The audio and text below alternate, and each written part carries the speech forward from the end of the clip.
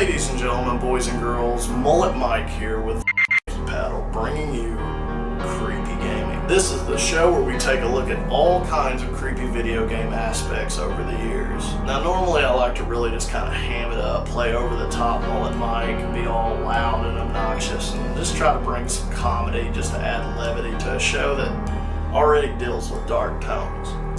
And trust me, I use the term comedy very loosely. But for today's episode, I don't think that'd be too appropriate. I really contemplated covering this episode, but because so many of you have requested it, I just have to give the people what they want. Today, we will be covering Berserk. So, without further ado, turn the lights down and the volume up as we journey into some creepy gaming.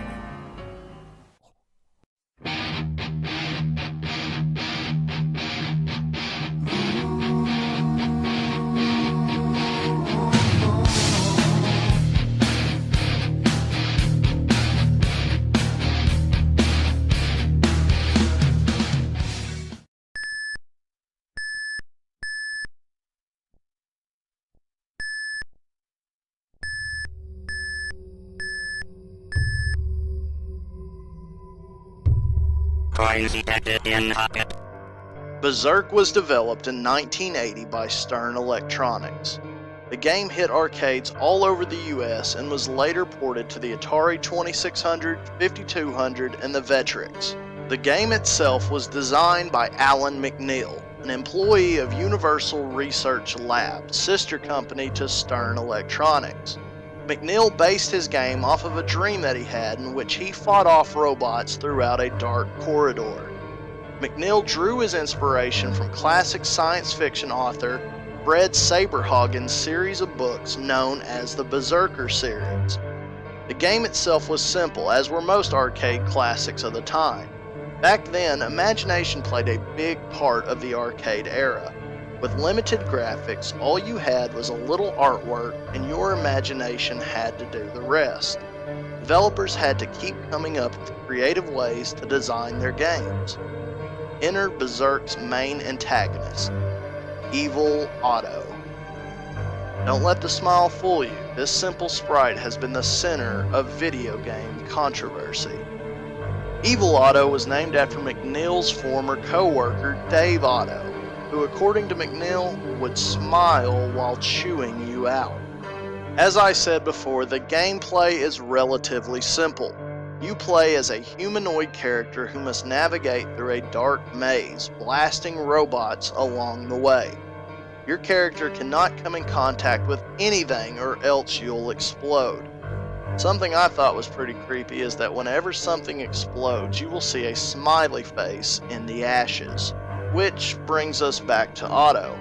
This sadistic smiley face would occasionally appear and chase down your character.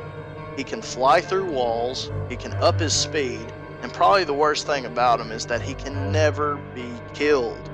If you see Evil Otto appear, you know to run. Otto has made many top video game villains lists. Berserk was one of the first games to feature speech synthesis. Commonplace now for modern video games, Berserk was known as the game that talks to you. There was a list of phrases that the arcade cabinet would spout out to you while playing, breaking the fourth wall for many unsuspecting arcade goers. Now, a reoccurring theme throughout the course of this series has been the question, has anyone ever died from playing a video game? Nearly all the cliche video game creepypastas have involved someone dying due to video games.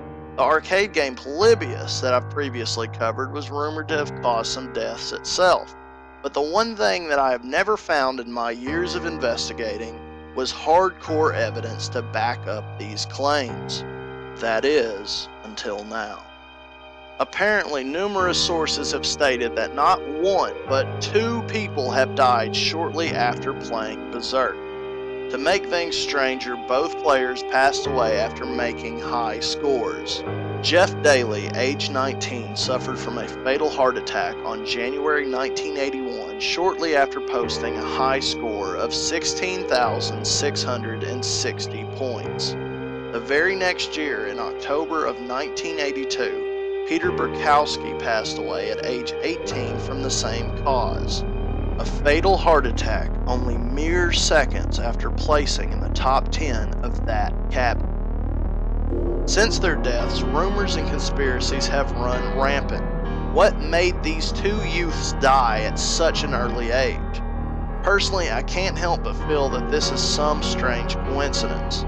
Even stranger considering that the ages of 18 and 19 are extremely young to suffer from heart problems. The fact that their deaths happened so soon after playing has made many people question whether or not the game could have contributed to their deaths. A popular theory is that they got so worked up attempting to beat the high score that their hearts just simply couldn't handle it. The truth is, there have been many accidents in arcades over the years, ranging from dehydration, overexhaustion, seizures, and the feelings of being lightheaded. Sadly, these things happen. For whatever reason, BERZERK just took it a step further. Between these deaths and the game's breaking of the fourth wall with the speech function, BERZERK was, in many ways, the forefather to modern-day video game creepypastas. Because of this, BERZERK has forever left a dark mark on creepy gaming history.